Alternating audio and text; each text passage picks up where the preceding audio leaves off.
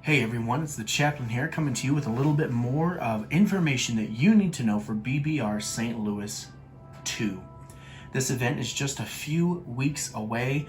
I cannot believe how close it actually is. Less than a month. Technically, since it's February, 28 days. I don't know how prepared you all like to be. Pardon my messy table over there. But I like to be very prepared. So I've been counting meticulously to make sure that every single German box has 35 infantry, for example. Every single US box has 12 fighters, so on and so forth. Just making sure that this is going to be exactly what you hope it to be. Now, I can't make any promises, but I and my wife have been busting our tails, me with the counting and her with the keeping me sane part, which, let's just be honest, is a full-time job in and of itself. Just in case these pieces weren't enough, I'm going to also be bringing all of these pieces. These are all my extra pieces that are painted. I have others that are not painted. I'm also bringing backups of all of my facilities. I'm also bringing extra roundels in case the 35 Japanese roundels you have aren't enough. But all of that to say, I am prepared, and I hope that you are too. So with that being said, let's go ahead and jump right into the purpose of this video, and that is to explain to you the points system at the BBR St. Louis 2 tournament. I'm going to pause really quick. I'm going to throw a map down here so that you can get a picture, so that when I'm saying names of places, you can follow along. All right, I am back. So this is about the 15th time that I've recorded this segment, and it's very annoying, so I'm just going to try to be straightforward with you. I keep trying to dance around issues. I keep trying to make things up and share ways and give examples, and you don't need all that fluff. You don't even need this 20-second gibberish that I'm spouting. So here we go. If you win your game as the Axis or the Allies, if you win, you get 10 points. Congrats. Pat yourself on the back. You get 10 points. These points matter, by the way. They are how you advance into the medal rounds, potentially. If you have in the top 4 points, you advance to the medal rounds, and I'll go over tiebreaker in a little bit. If you are the Axis, though, you can incur negative points. So here's how you gain points as the Axis. You have to gain victory points. These victory points are outlined in page 6 and 7 of your rulebook, the winning conditions on page 6, and the actual victory points on page 7. You have victory cities, right? You have oil point, you have resource point, etc. Look at your rulebook. That stuff is there. So you gain points for this. If you lose your game, you do not incur negative points. I'm going to make that change. You do not incur negative points if you lose your game.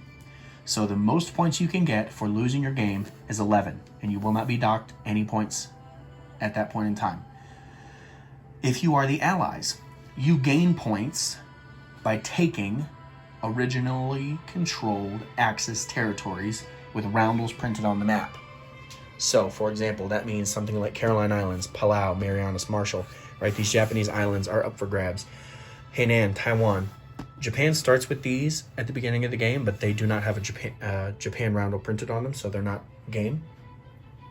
These are fair game. These are fair game. Fair game. Boom. Denmark, Norway, right? If it has a German, Italian, or Japanese marker on it, they are printed, originally controlled Axis territories. If you take Thailand, doesn't matter. If you take Iraq, doesn't matter. If you take Spain, doesn't matter. But if you take originally controlled Axis territories with roundel printed on the map, you gain points. So, for example, at BB3 in Atlanta, Corpo and I were partners. Shout out to Carl. And he was Germany, Italy, and I was Japan. And we kicked butt, right? We had like 16 points, okay? So that means we won. So we had 26 points. But unfortunately for me, the Americans came in here and here and here and here and here, okay, at the very least. So that's 1, 2, 3, 4, 5 that we were minus. So we went from 26 to 21. And then we were having a rough time in Italy, so we lost some there and there. And I think also possibly Denmark and Norway. So we lost a lot of points. We ended up taking all these negative points on. And so we won, but we didn't win well. The Axis gained points by having victory points, these things. If you lose your game, you do not incur negative points, but if you win, you absolutely are subject to negative points. If you are the Allies, you earn points by taking away originally controlled Axis territories with roundels printed on the map. Korea, Marianas, Tobruk, Albania, Denmark, Norway. That's how you earn points. Like I said, you get 10 points automatically for winning, and then that is how the rest of the points go. Now, if there's any questions, comments, or concerns, I would say direct them towards Sired. Guys, I was thinking about not doing negative points, but after talking with Sired and talking with VK, it's just apparent that that system is the best system at present. It's the most play-tested. It's the one that's worked for over 4 years, almost 5. So we're just going to keep it. Now, I was trying to get rid of negative points because, you know, I'm a millennial and I don't like negative. It makes me feel bad. So what we're actually going to do is we're going to start everyone off with a base level of points, and then you earn more or lose some. Now, if there's a tiebreaker, this is where it gets interesting. Let's say, for example, that first place has 50 points, second place has 49 points. Great, they're in the gold-silver game. Third place is tied, 48 points, 48 points, 48 points. 3 players, or 3 teams rather. Well, we can't have 3 teams playing like that. If there's 4 teams tied for third place, we'll play 2 tables. That's perfectly fine with me. Whoever has the most points wins third place. But if we have 3 that are tied, or if we have 2 that are tied, we do have a tiebreaker, a way to determine who advances.